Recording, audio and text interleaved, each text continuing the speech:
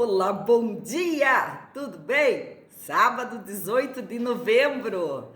Então, louvado seja Deus nosso Senhor por esse dia, por nós que estamos aqui ouvindo a palavra do Senhor, que nos traz paz, alegria, esperança, caridade, tudo de bom.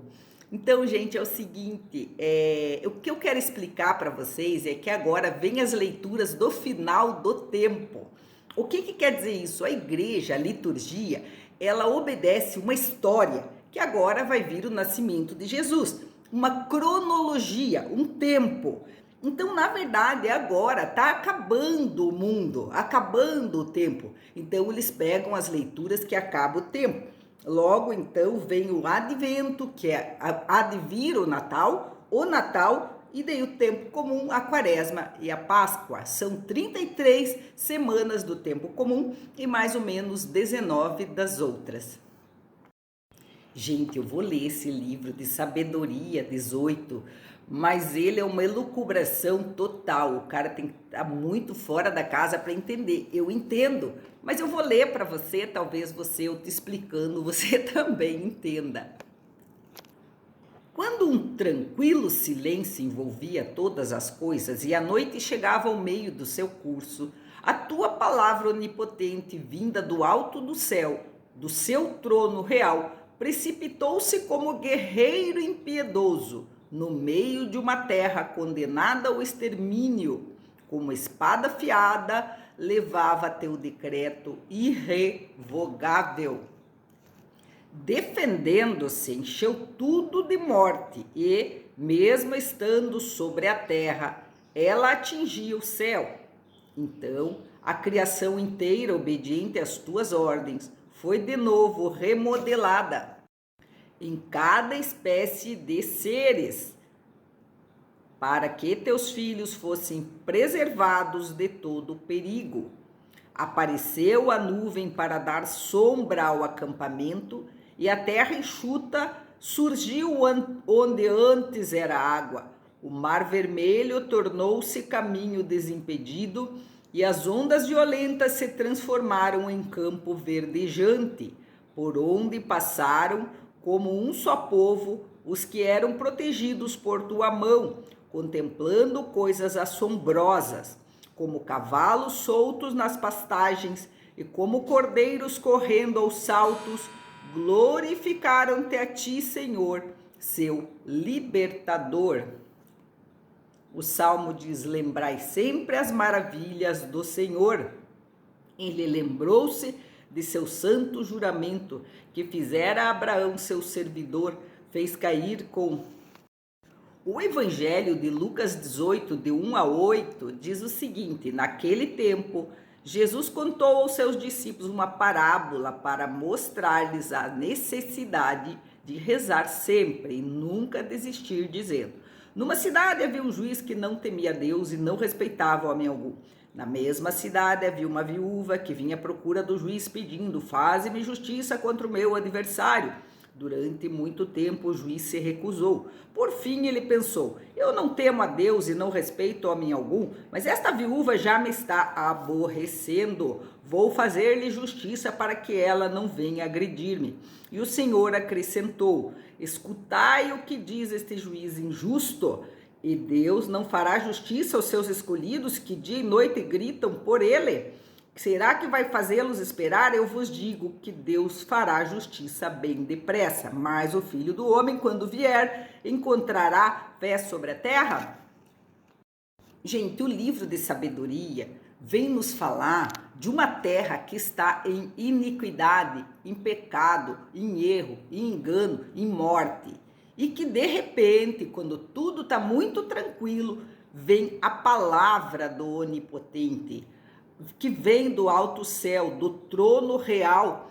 E essa palavra, ela vai se precipitar como um guerreiro impiedoso. Porque como a palavra entra e as pessoas não estão de acordo com a palavra, ela vai vir como uma espada, como um extermínio, que vai levar o decreto que é irrevogável, vai ter um julgamento. E o que vai acontecer? Ela não vai atingir somente a terra, essa palavra também atingir o céu. O que vai acontecer? Essa criação, quando vier essa palavra, essa criação, por esta palavra de Deus, ela vai ser remodelada e ela precisa ser remodelada pela palavra de Deus. E também o que vai acontecer é que vai haver uma proteção de Deus para aquele povo escolhido que vai passar o Mar Vermelho a pé enxuto, né? Então, eles vão passar como um povo único, como um povo unido, como um povo que segue a palavra de Deus. Eles vão passar o Mar Vermelho protegidos pela mão de Deus, mas vão contemplar ao redor coisas assombrosas.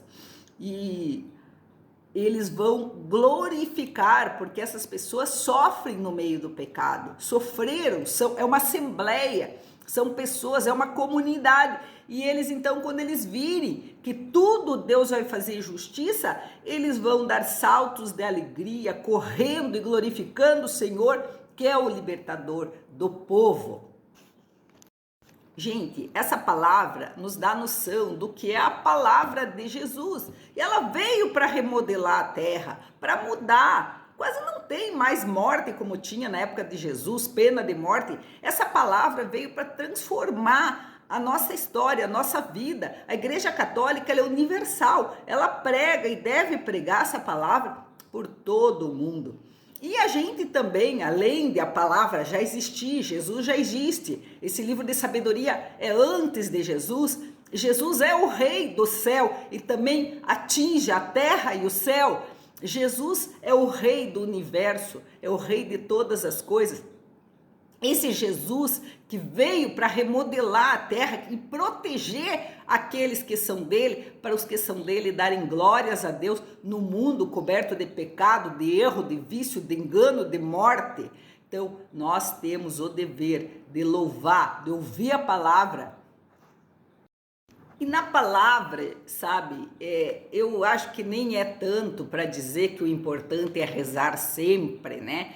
Jesus, ele contemplou dois tipos de pessoas, né? Uma, a viúva que precisa de Deus. Ela está sempre na necessidade de precisar de Deus.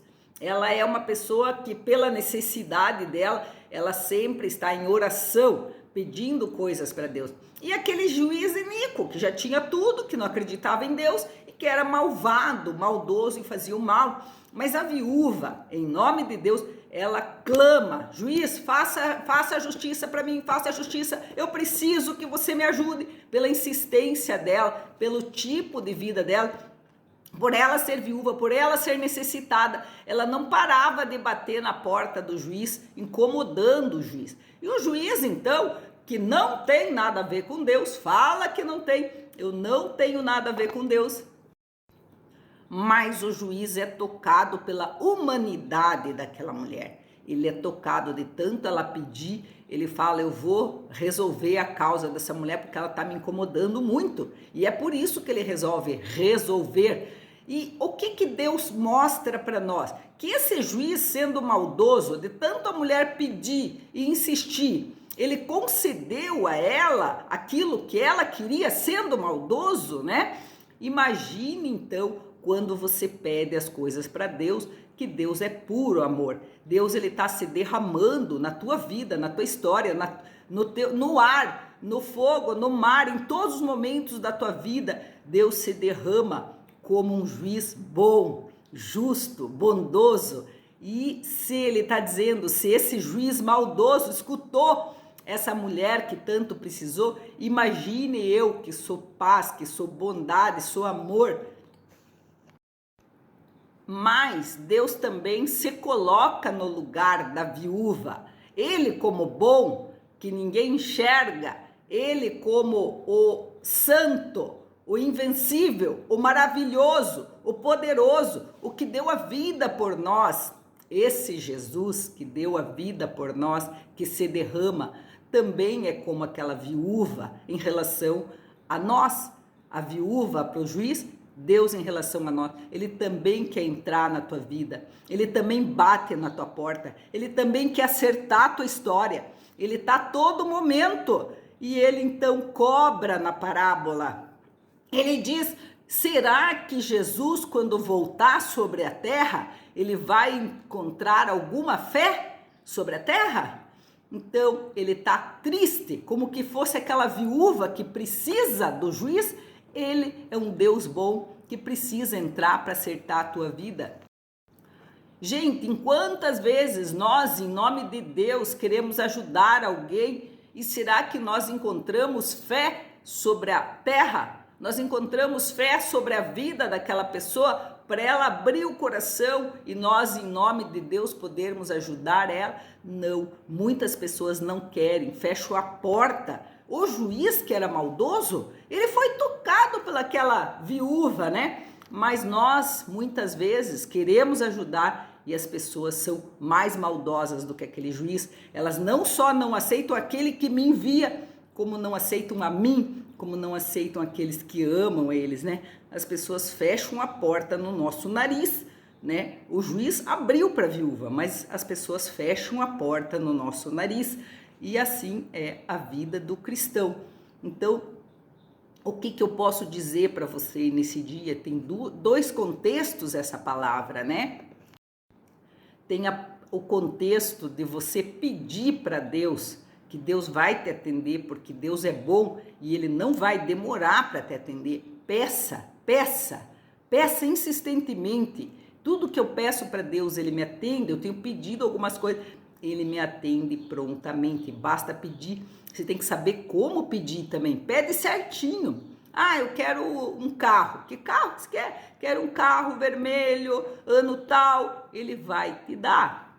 Fala exatamente aquilo que você precisa. Pede. E você também tem que entender o contexto de Deus, que está querendo dar, que está querendo se derramar. Ele é um Deus carente, é um Deus solitário, que ninguém aceita. E quando então vier a justiça, a palavra sobre a terra, como que ele vai encontrar a terra? Vai acabar sendo um extermínio, porque não tem como o bem e o mal não se dão. Nós temos que fazer todo o possível para derramar santidade sobre a terra, para quando Jesus voltar, nós sermos como uma comunidade de pessoas unidas, todas juntas, louvando e glorificando a Deus, porque temos sofrido, porque temos sido perseguidos, porque o nosso sangue tem sido derramado, porque temos sido presos, porque temos sido perseguidos por todas as pessoas que praticam a iniquidade. Então, Deus, nosso Senhor, seja louvado por esse dia, seja louvado por esse final dos tempos, né? Onde Jesus já vai voltar no Natal, vai nos preparar, se prepare no advento. As leituras são maravilhosas para você se preparar. Época de penitência, de jejum, de oração, de esmola. Vamos nos preparando para encontrar Jesus, então. E que Jesus venha nos encontrar, venha nos salvar e nos libertar. E eu vou te dar algumas dicas de saúde aqui para você que ajudar alguém que tenha depressão. Ou insônia, também pode funcionar para algumas outras doenças mentais. Então, que a pessoa acorde na hora que nasce o sol ou uma hora depois e ela se volta para onde nasce o sol, como se ela estivesse vendo o sol nascer, e ela não fica olhando para o sol, mas naquela direção, uma meia hora, uma hora todos os dias.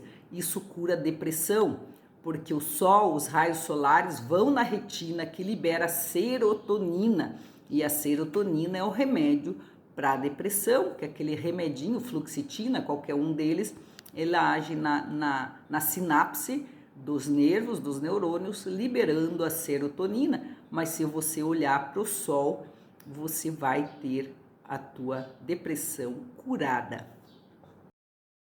Outra dica de saúde, se você quiser esmagrecer, como diz o outro, você esmagrece tirando a farinha branca, o açúcar, e também no lugar da farinha branca, você coloca 2 colheres de sopa de farelo de aveia, você demolha ele ou então hidrata ele com água e daí você faz um mingau e no lugar do pão você come, ou você mistura com ovo, faz um pãozinho daquele farelo de aveia.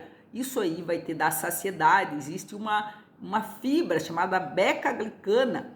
Essa fibra, ela então diminui o colesterol e ela faz um tipo de um gel no teu intestino que não deixa você sentir fome.